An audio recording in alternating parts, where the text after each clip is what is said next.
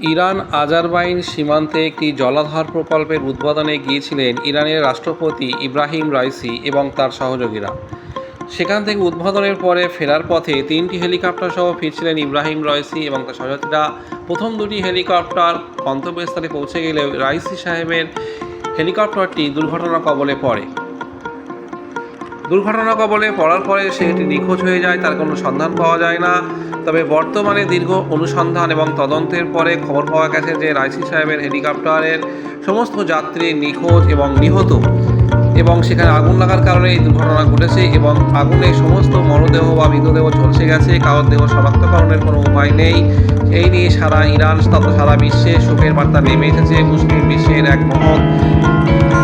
বিশ্ব এক মহৎ শক্তিশালী নেতাকে হারালো এবং ইরান একটি বর্তমানে অন্ধকারময় পরিস্থিতিতে পড়ে গেল। যদিও ইরানের সর্বোচ্চ ধর্মীয় নেতা আয়াতুল্লাহ খামেনি তিনি ইরানের ঘুরে দাঁড়ানোর বার্তা দিয়েছেন।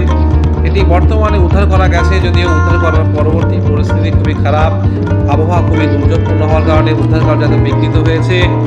এই দুর্ঘটনা বা এই হত্যার পিছনে কোনো চক্রান্ত পশ্চিমাদের অথবা ইউরোপীয়দের অথবা আমেরিকা অথবা ইসরায়েলের আছে কিনা তা নিয়ে ইরানের রেভলিউশনারি গার্ড এবং অন্যান্য বাহিনীগুলো তদন্ত শুরু করেছে। তদন্ত সামনে আসতে